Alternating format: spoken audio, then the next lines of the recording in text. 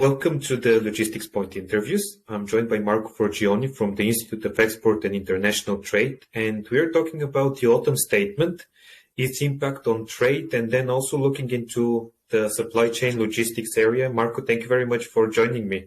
Can you just give us a bit of a summary and probably also your view or the view of the Institute on the good things, or if there is the bad things, and just a general idea of what do you see there? I think it's clear that the autumn statement was actually a political statement focused at calming the markets, dealing with the problems caused by the previous Chancellor and previous Prime Minister with their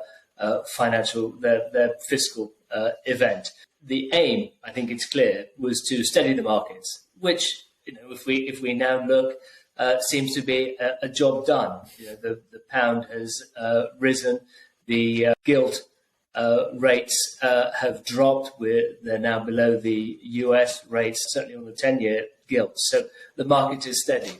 There was very little there for UK business. When we look at the small print and discover that in end of March next year, there will be a significant rise in the fuel duty, something which wasn't announced on the day.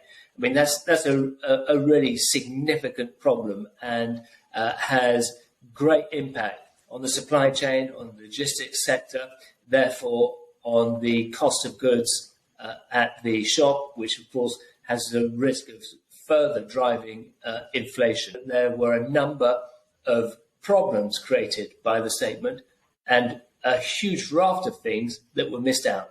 The only way we're going to tackle the cost of living crisis, the only way we're going to tackle the productivity gap, the only way that we're going to deal with the structural issues with the UK economy are by getting UK businesses trading internationally. And there was nothing, absolutely nothing, in the autumn statement focused on growth and support for business. For the companies in logistics, supply chain, and just in general for the economy, the statement is out there.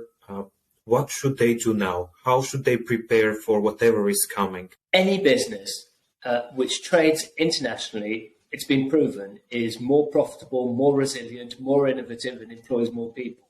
So the biggest thing, most significant opportunity that exists is for UK businesses to seize the opportunities, not just that are created by the free trade agreements which the UK has signed, but also by exploring new markets and growing their overseas trade.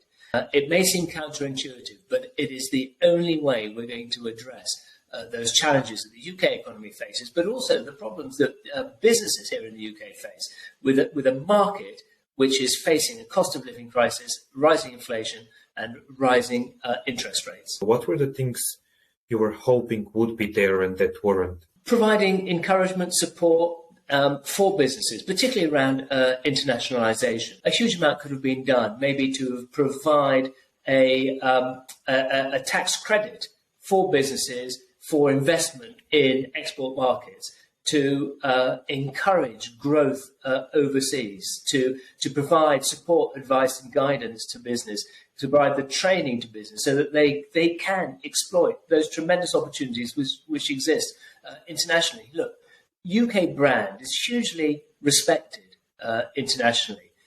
Products made in the UK are in demand overseas, but UK businesses are not being given the encouragement or the support to exploit those opportunities. There was opportunity for the Chancellor to have been really innovative in how he could have sparked UK businesses to see international trade just as a fundamental part of doing business. And we're not talking about maybe government providing cash handouts, but incentives through the tax system to support businesses, to reduce business taxation where at all possible, to address the real challenges around business rates and business taxation.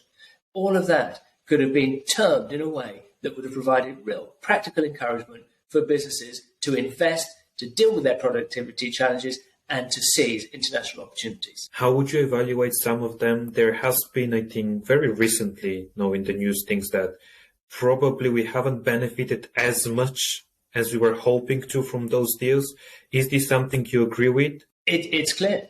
All the research shows, and we've been monitoring this for the last 18 months, it's clear that UK businesses don't really understand how to exploit the opportunities, and very few UK businesses are taking the potential, seizing the potential that exists from the free trade agreements. In fact, we're working with the Department for International Trade now on how we can increase utilisation of the free trade agreements across business. There is a real thirst for knowledge and understanding of how to use those free trade agreements, and I'm afraid that there hasn't been enough done to embed the opportunities in business from those free trade agreements.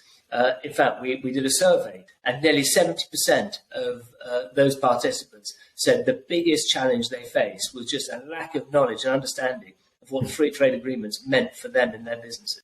Well, Marco, thank you very much for your time. And people can learn a bit more, not only about the Autumn Statement, but the Institute of Export and International Trade in the description below. Thank you.